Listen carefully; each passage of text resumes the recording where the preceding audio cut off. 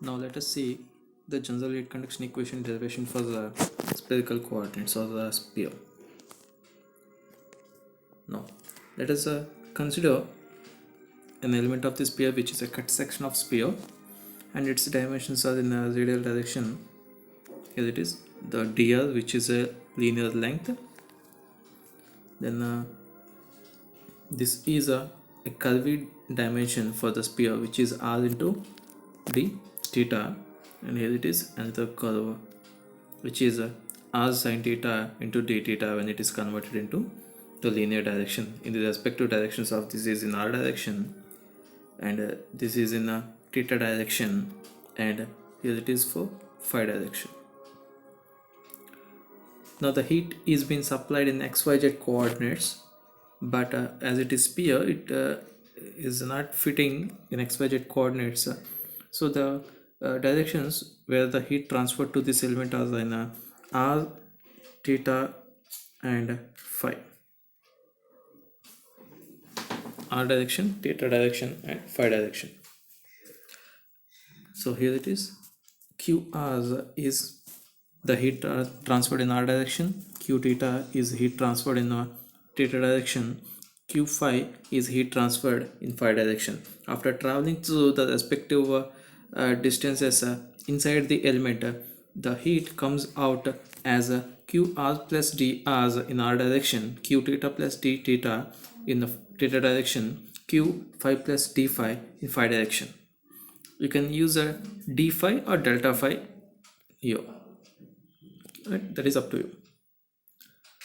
Now the properties of this element are the rho, the density, C is the specific heat, K is thermal conductivity of the element, G is the rate of internal heat generation.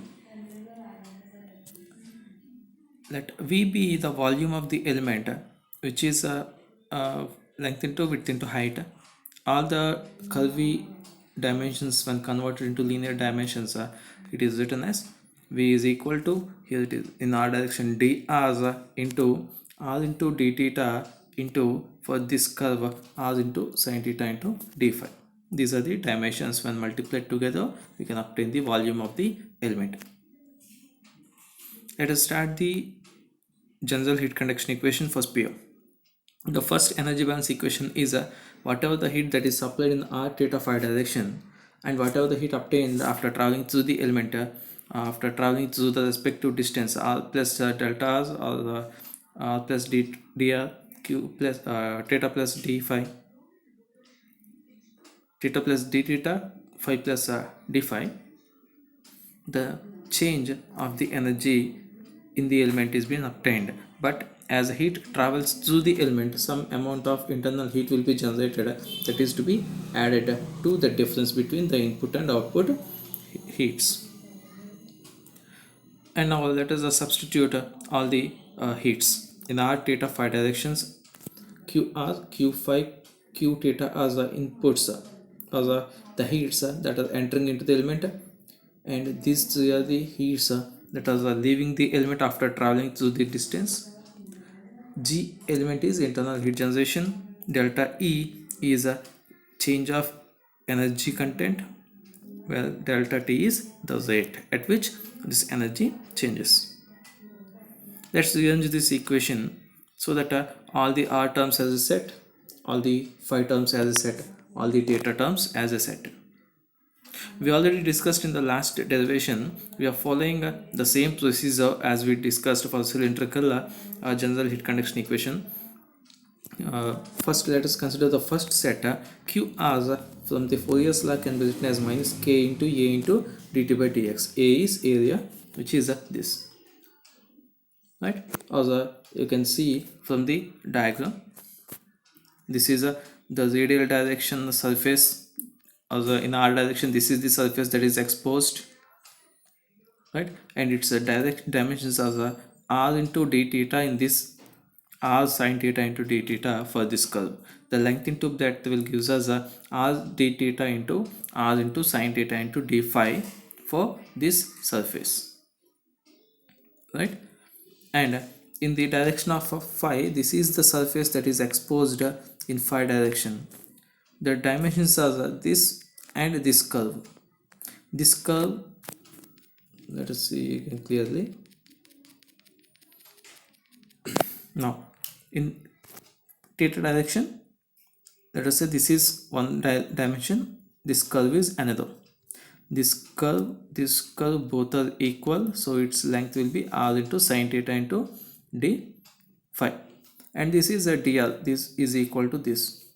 So in a theta direction, area will be dr into r sine theta d phi. In the phi direction, this is the surface that is exposed in phi direction. The dimensions are this linear direction and this curve having same dimension as the bottom one, r into d theta. So the area of this surface will be r into d theta into dr. So these are the respective areas of the element. Now let's get back to the derivation. QR in r direction, the area will be this r into sine theta d phi into r into d theta into, as a heat partially traveling through the element in r direction, the remaining 2 as a phi and theta, so partial differentiation is used, dou t by dou r. Now the second element for the q r plus delta r, it is the heat we supplied plus some change happens to the supplied heat when it travels through a distance dr. So qr plus delta r can be written as q of r, the heat we supplied, plus change in qr, dou by dou r of qr when it travels through the distance dr. Right? Now the difference between these two, qr minus qr plus delta r, can be obtained by subtracting one from another. qr get cancelled, we left with only this term in minus. So qr minus qr plus delta will be minus of dou by dou r of q of r into dr. We know qr is this one, substitute here. So in place of qr, substitute the value of qr. With respect to dou r, we are doing differentiation, so let all the r terms inside, keep the remaining terms out as constant. Now I'm not going to differentiate this term, I'm not going to differentiate, as it may lead us to end up with a large equation. I'm not going to do that.